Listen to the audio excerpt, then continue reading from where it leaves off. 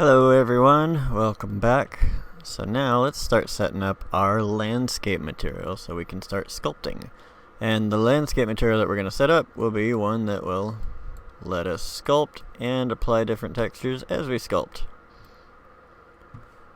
So let's jump over to our project. Now I've recorded this twice, deleted everything else, but the one thing that stayed was in my blueprints folder. I created a folder called landscape, so that's all you gotta do. Alright, so in my landscape folder, I'm gonna right click and create a material.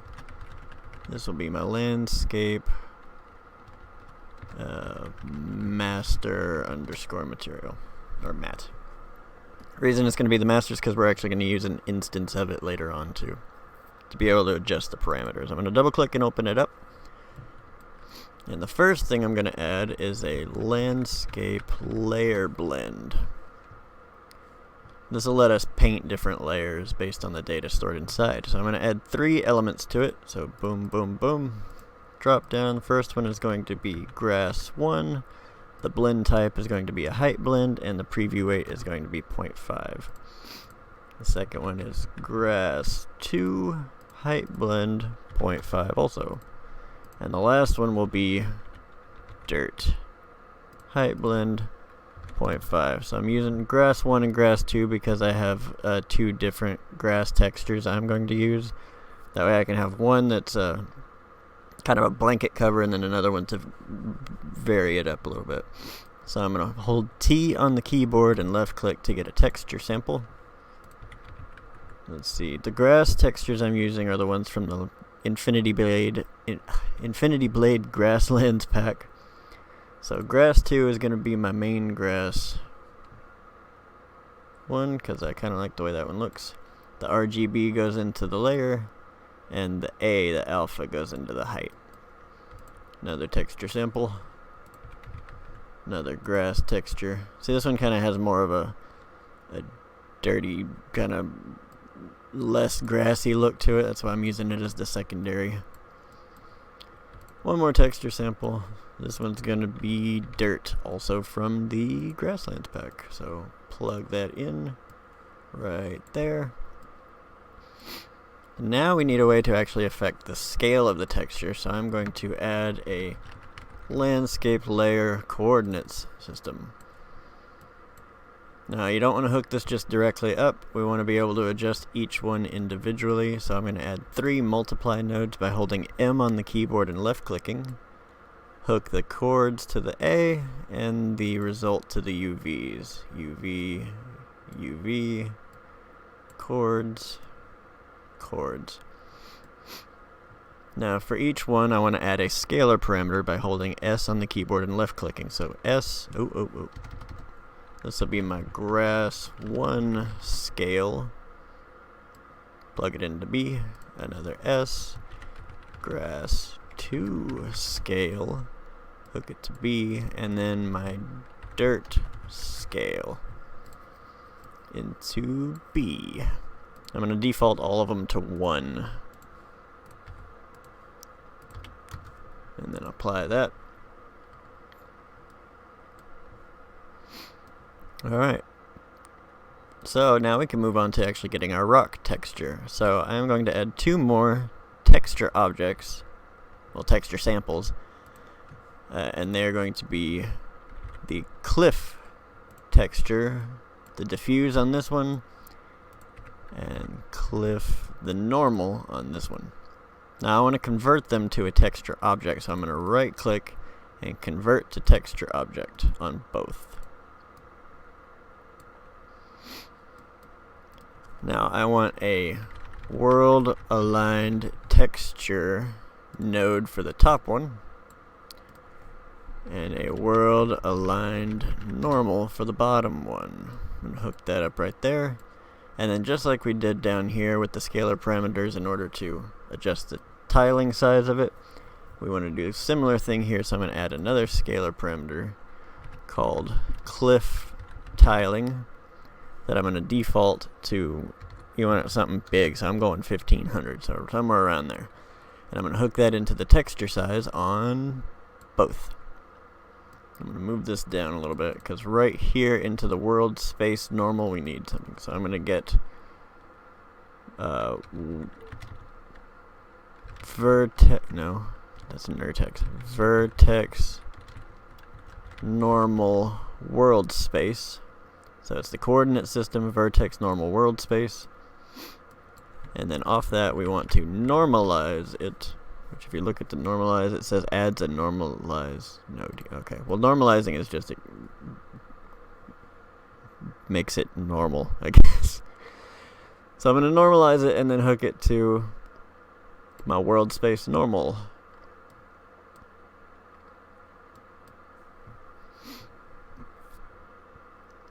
Now from the XYZ texture, I gotta check my other notes real quick. Hang on, let me.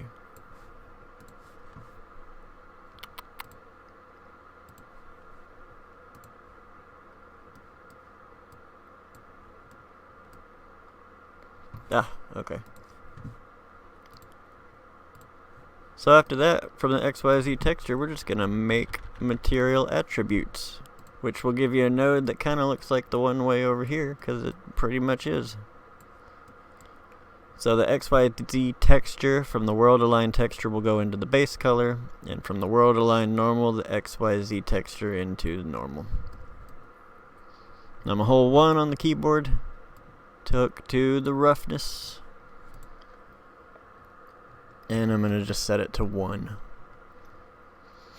Now we need a way to measure the slope of our sculpt and determine, do we want the rock texture or do we want to have these blended to where we paint, you know? So to do that, we are going to get a node that I am having trouble remembering the name of right this particular second, but just bear with me 1 second. Material layer blend standard. Alright, so from our make material attributes, well actually let's just do it here. So it's material layer blend standard. Now for the base material, that is our rock stuff. And for the top material, that is the layer blend way down here. So basically the base material is basically what's like what you want applied based on the slope, and then the top material is like it's a flat surface or close to flat surface, so that's what you get.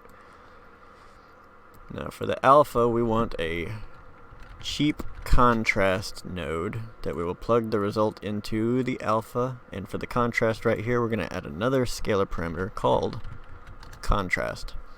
I'll get into what that does in just a second, but for now I'm just going to default it to 0.5 and plug it in there right there. Now over here I'm going to add a constant 3 vector, and the reason I'm doing that is because this will let us determine which coordinate we want to apply the text, what coordinate we want to measure. So the constant 3 vector has the red, the green, and the blue, and if you look at your transform thingy when you're got something selected, it also has red, green, and blue. Now that's so that even in texture space we can world align it and measure based on the color of this input. So if I set it to 1 on the blue, then we'll be messing with the Z vector. So it'll measure the up and downness of it. Now from here I want to transform vector. It won't say transform vector, but right here if you type in transform under vector ops, there's this transform node, that's the one you want. Then we will normalize that also. Not exactly sure what normalize does, but it's handy. And now we want to do a dot product. So basically this just takes measurements of 2 different vectors and then finds the in-between based on another parameter. So I'm going to hook my normalize to the A and then directly from this to the B. Just rearrange a little bit like that. And now Let me check one more time. Oh yeah, then we lerp between these. Okay. Alright. Alright, so once we have our dot product, we want to lerp linear interpolate. So under math, it'll be linear interpolate. And this will be the alpha. And what we want to lerp between is these height measurements. So I'm going to add 2 more scalar parameters. One will be called height minimum. Another one called height maximum. Now for the minimum, it's going to be -5, which we'll adjust. We'll be able to adjust these later. I'm just setting defaults for now, and the max is going to be 3. I almost put -3, but you want negative on the minimum and a positive on the maximum. So if I boom and boom that, and then boom the lerp into the in, and then if I preview, we got all this stuff. Why is... Okay. No, it's probably because... Okay. Alright, so let's stop previewing that. What we want to do here is now we want to break the material attributes that we've put together so that we can plug them in over here. So a quicker way of, instead of having to drag wires like this all the way across, what you can do is, oh, see, yeah, there it goes. It's doing alright. It's doing its thing. Alright, so instead of dragging the wires, if you want to, you can right-click a node and then connect. And then I'm not going to hook up the specular or the roughness, but I am going to go to the anisotropy. I don't know what that is. Hook up the emissive color, the normal, tangent, world position, basically all of them except for the specular and the roughness. We're going to input those, ambient occlusion and the pixel depth offset. Alright, so for the specular and the roughness, I'm going to add 2 constant vectors holding 1 on the keyboard and left clicking. For specular, I want that to be 0 because specular is kind of a shininess that's applied to it. And for the roughness, I want it another one that's default to 1. So just boom that into there. And we'll apply that. Okay, now that we have this, I can show you what that contrast does. So if I zoom... okay. Alright. So if you look right here between the rock layer and the grass layer, you'll see it kind of goes from... It kind of blends a little bit. But if I increase this, you see it's more... it's a sharper transition. So I've got it at 50 and it's just a straight up line. But if I set it to like something like 0.1, then you can see it kind of blends between the two. So that's what your contrast does. Now the height minimum and the height maximum are what will determine the slope at which the rock texture is applied. So if I set my default value for the maximum to something like 15, then you'll see it moves further down. If I move that back, and if I move the minimum to something lower, then you'll see it moves it up. So what was that, -5? Yeah. So we'll be able to play around with those when we create the material instance. And that will be good. So in the third person example map, I'm going to save everything real quick. I'm going to create a material instance of this called landscape mat underscore inst, and then I just got parent. Okay, we're recording. Okay. Alright. This is the wrong one. I suddenly got paranoid while I was doing all that. But alright, I'm gonna open a new level. I'm gonna leave this one kind of as a debug room. So I'm gonna create a new level in the default zone. That time of day looks fairly interesting, but I'm going to show you how to set up kind of a similar time of day system in a bit, so I'm just going to do it in the default one. Now up here is where you will find your different modes. It used to be a little button you click and drop down and then select. Now it's just all right here. So this one right here with the mountains, that's your landscape node. So that will allow you to add your landscape. That's this green wire mesh thing. Alright, if you want a bigger landscape, you don't want to mess with this scale size. I know that will make it bigger, but it'll also stretch out all of these boxes. So I'm going to leave that at 100 across the board. And if you want more of them, here's this number of grids panel. You can increase that to be however many you want. For the purpose of the tutorial series, I'm just going to leave it as 8x8 because that'll be more than enough to demonstrate. But you're free to do, whatever you want to do. Then I'm going to create my landscape, and it's going to get really, really bright depending on where you're looking. So I'm going to fix that real quick. So the reason it's doing that is because a new default level does not come with a post-processing material. So under volumes, we can add one post-process volume.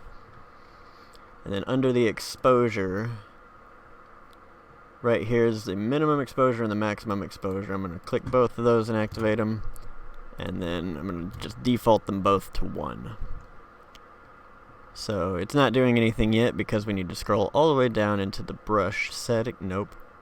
The post-process volume settings. Right here, there's this button that says Infinite Extent Unbound. What that does is basically right now everything inside that box will have the effects applied to it, but anything outside of it will not. So see, it brightens up when I'm out, darkens when I'm in. So if you want the post-process to be the entire level, you just click boom, and it ignores the bounds of the volume and it applies it to the whole level. So I'm going to move that under the landscape. Now I'm going to select my landscape, and I'm going to apply my, there it is, alright, my material instance to it. It's going to turn everything black, but don't worry, that's a feature, not a bug. So once it compiles everything, we'll go into the landscape editing mode again and over into the paint tab. So the reason it's turned black is because it doesn't have any information created yet. So if you go down here under the layers, it's got grass 1, grass 2, and dirt, all the landscape layers that we set up. And if we create layer info, then we can do a weight blended layer normal. It'll automatically create everything. We can put it directly into our landscape folder, and then there is our grass for now. We will adjust it, but we'll do the same thing for the other 2. Weight blended, folder, save. And then we'll be using these later on to determine footstep sounds based on what she's stepping on. But if I select one, now you can see I can paint it.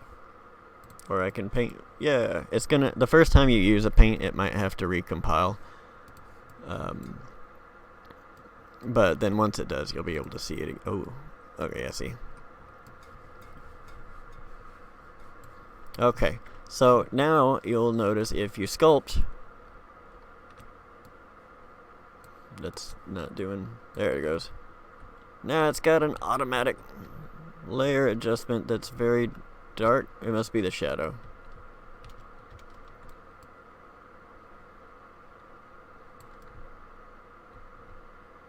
I'm guessing that's the shadow doing that. But yeah, now it's just applying everything automatically based on those variables. So let me just do something real quick. So if I do all this using the noise brush way over here, this is just so I can show you some stuff real quick. You don't have to follow along on this part. But if I open up my material instance, drag this down, go back to my map. So the first thing I would want to do is adjust my grass scale because it's very tiled, very tiled. So I'm going to grass 1 scale. I'm going to set that something low. It's like 0.2 works pretty good. We'll be adjusting this again in the next video to make it to where it's less that, but for now that's good. Alright, so let's take a look over here at what I really wanted to show you was if we adjust the height max and the height minimum, you can see we can actually change. Oh, my computer's being slow. So we can adjust. So like if I make this -2, then it's more like that. If I do like -10, then it's got a sharper fall off. You can play with those variables to get the exact look you want, or the exact effect. Let's see, -5 is looking alright. Or was it -3 and 5? -3 and 5. No.